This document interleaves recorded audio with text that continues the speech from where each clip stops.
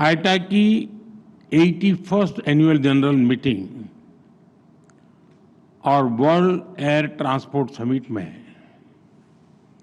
मैं आप सब अतिथियों का भारत में स्वागत करता हूं, आपका अभिनंदन करता हूं। ये कार्यक्रम 4 दशक बाद भारत में हो रहा है। इन 4 दशकों में भारत में बहुत कुछ बदल चुका है। आज का भारत पहले से कहीं ज्यादा आत्मविश्वास से भरा हुआ है। ग्लोबल एविएशन इकोसिस्टम में हम न केवल एक विशाल मार्केट है, बल्कि पॉलिसी लीडरशिप, इनोवेशन और इंक्लूसिव डेवलपमेंट के प्रतीक भी है। आज Bharat global space aviation convergence का एक उभरता हुआ लीडर है। पिछले 1 दशक में भारत की सिविल एविएशन सेक्टर में ऐतिहासिक उड़ान से आप सब भली भांति परिचित हैं। साथियों, ये समिट, ये डायलॉग एविएशन के साथ ही ग्लोबल कोऑपरेशन, क्लाइमेट कमिटमेंट्स और इक्विटेबल ग्रोथ के शेयर्ड एजेंडा को आगे बढ़ाने का एक माध्यम भी है। इस समिट में आप जो चर्चा कर रहे हैं, उससे ग्लोबल एविएशन को नई दिशा मिलेगी। मुझे विश्वास है हम इस सेक्टर की इन्फिनिट पॉसिबिलिटीज को टैप कर पाएंगे, उन्हें और बेहतर ढंग से यूटिलाइज कर पाएंगे। फ्रेंड्स, आज हम सैकड़ों किलोमीटर की दूरी, इंटरकॉन्टिनेंटल जर्नी केवल कुछ घंटों में तय कर लेते हैं, लेकिन 21st सेंचुरी की दुनिया के सपने हमारी इन्फिनिट इमेजिनेशन रुकी नहीं है। आज इनोवेशन और टेक्नोलॉजी अपग्रेडेशन की स्पीड पहले से भी कहीं तेज है, और हमारी स्पीड जितनी तेज हुई है, हमने उतनी ही डिस्टेंट डेस्टिनेशन को अपनी डेस्टिनी बनाया है। आज हम एक ऐसे मुकाम पर खड़े हैं जहां हमारे ट्रैवल प्लान केवल धरती के शहरों तक सीमित नहीं है। इंसान आज स्पेस फ्लाइट्स और इंटरप्लेनेटरी यात्राओं को भी कमर्शलाइज करने, उसे सिविल एविएशन के लिए खोलने के सपने देख रहा है। ये बात सही है कि इसमें अभी समय है, लेकिन ये बताता है कि आने वाले समय में एविएशन सेक्टर कितने बड़े ट्रांसफॉर्मेशन और इनोवेशन का केंद्र बनने वाला है।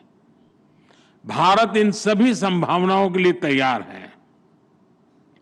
मैं इसका आधार भारत में 3 मजबूत पिलर्स के कारण बता रहा हूं। पहला, भारत के पास मार्केट है। ये मार्केट मात्र कंज्यूमर्स का समूह नहीं है, ये भारत की एस्पिरेशनल सोसाइटी का प्रतिबिंब है। दूसरा, टेक्नोलॉजी और इनोवेशन के लिए हमारे पास डेमोग्राफी और टैलेंट है। हमारे युवा नए दौर के इनोवेटर्स हैं, जो आर्टिफिशियल इंटेलिजेंस, रोबोटिक्स और क्लीन एनर्जी जैसे क्षेत्रों में ब्रेक थ्रू ला रहे हैं। तीसरा, हमारे यहां इंडस्ट्री के लिए ओपन और सपोर्टिव पॉलिसी इकोसिस्टम है। इन तीनों सामर्थ्य के दम पर हमें मिलकर भारत के एविएशन सेक्टर को नई ऊंचाई पर लेकर जाना है। फ्रेंड्स, बीते वर्षों में भारत ने सिविल एविएशन के क्षेत्र में एक अभूतपूर्व परिवर्तन देखा है। आज भारत दुनिया का तीसरा सबसे बड़ा डोमेस्टिक एविएशन मार्केट है। हमारी उड़ान योजना की सक्सेस इंडियन सिविल एविएशन का एक गोल्डन चैप्टर है। इस योजना के तहत 15 मिलियन से ज्यादा यात्रियों को सस्ती एयर ट्रैवल की सुविधा मिली है। कई नागरिक पहली बार हवाई सफर कर पाए हैं। हमारी एयरलाइंस भी लगातार डबल डिजिट ग्रोथ हासिल कर रही है। भारत और विदेशी एयरलाइंस को मिलाकर हर साल करीब 24 करोड़ यात्री 240 मिलियन पैसेंजर्स हमारे यहां उड़ान भरते हैं। यानी दुनिया के ज्यादातर देशों की टोटल पॉपुलेशन से भी कहीं ज्यादा। और 2030 तक ये संख्या 50 करोड़ 500 मिलियन पैसेंजर तक पहुंचने की संभावना है। आज भारत में 3.5 मिलियन मेट्रिक टन सामान एयर कार्गो से ट्रांसपोर्ट होता है। इस डेकेड के अंत तक ये भी बढ़कर 10 मिलियन मेट्रिक टन तक पहुंचने वाला है। साथियों, ये केवल आंकड़े नहीं है, ये नए भारत के पोटेंशियल की एक झलक है और भारत अपने इस पोटेंशियल को मैक्सिमाइज करने के लिए फ्यूचरिस्टिक रोडमैप पर काम कर रहा है। हम वर्ल्ड क्लास एयरपोर्ट इंफ्रास्ट्रक्चर में इन्वेस्ट कर रहे हैं। जैसा नायडू जी ने बताया, 2014 तक भारत में 74 ऑपरेशनल एयरपोर्ट थे।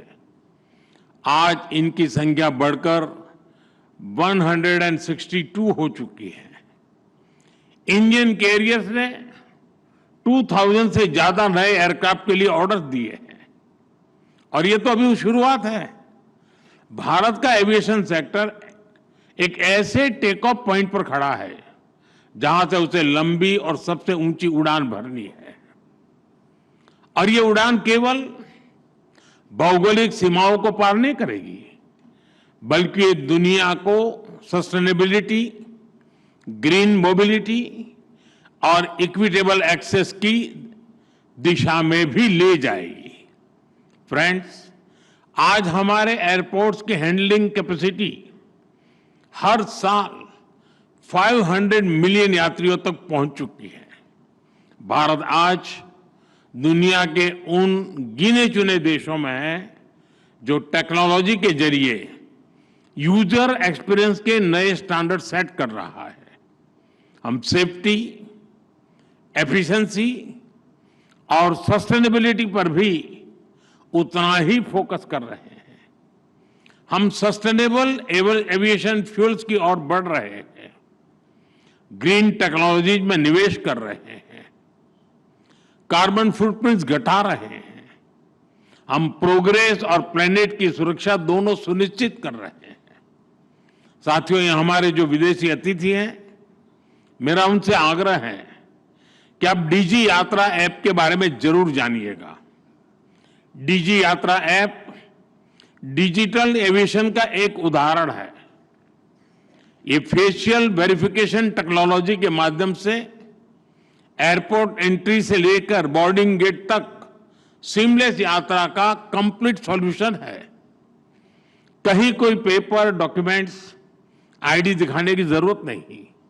मैं समझता हूं भारत के ये इनोवेशंस इतनी बड़ी पॉपुलेशन को बेहतर सर्विसेज देने के एक एक्सपीरियंस से ये कई देशों के काम आ सकता है।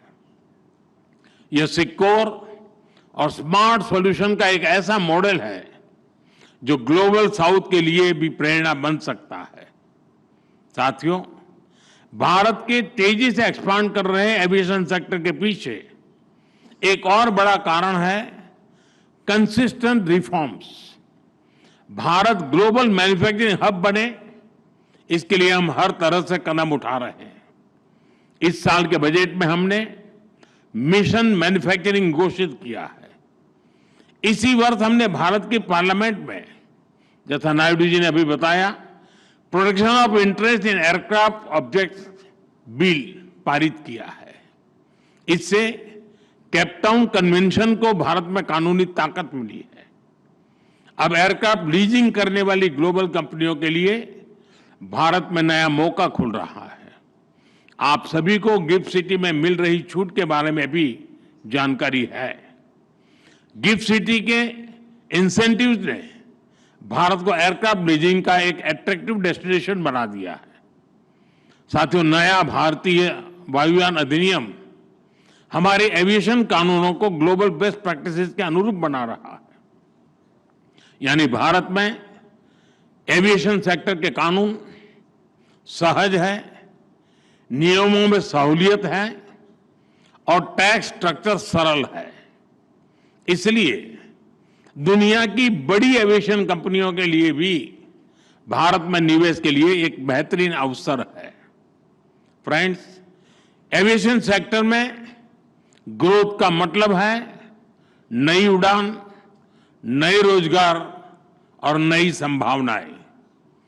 एविएशन सेक्टर में pilots, crew, engineers, ground staff सभी के लिए नए मौके बने हैं। एक और नया सनराइज सेक्टर उभर रहा है, एमआरओ यानी मेंटेनेंस, रिपेयर और ओवरहॉल।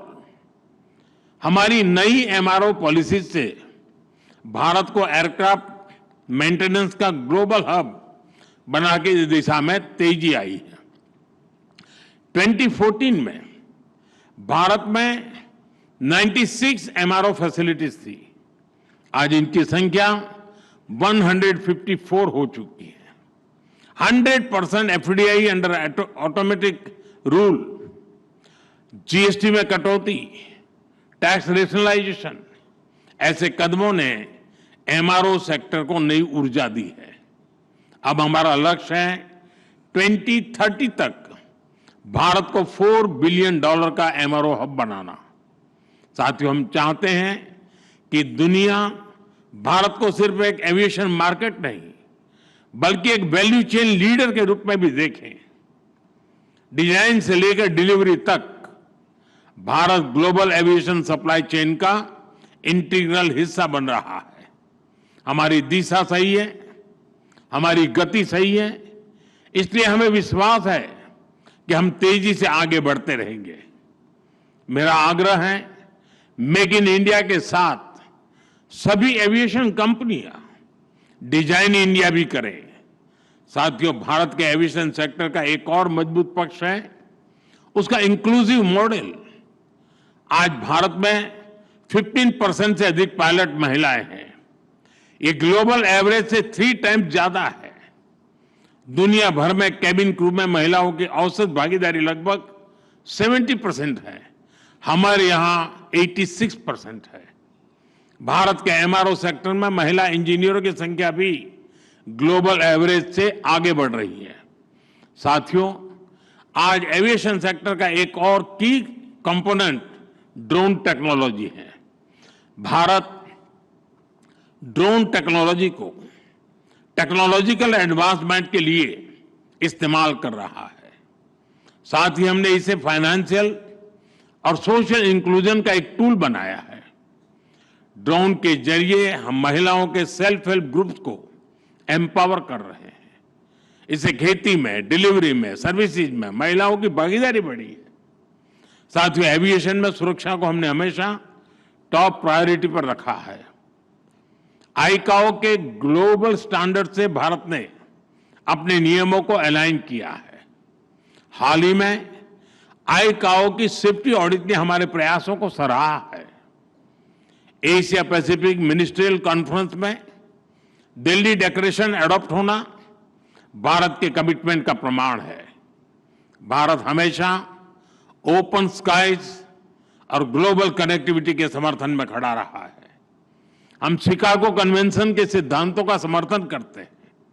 आइए हम मिलकर एक ऐसा फ्यूचर बनाएं जहां हवाई यात्रा सभी के लिए एक्सेसिबल, अफोर्डेबल और सिक्योर हो। मुझे विश्वास है कि आप सभी एविएशन सेक्टर को नई ऊंचाई पर ले जाने के नए समाधान निकालेंगे। मैं आपको अनेक अनेक शुभकामनाएं देता हूं। बहुत बहुत धन्यवाद।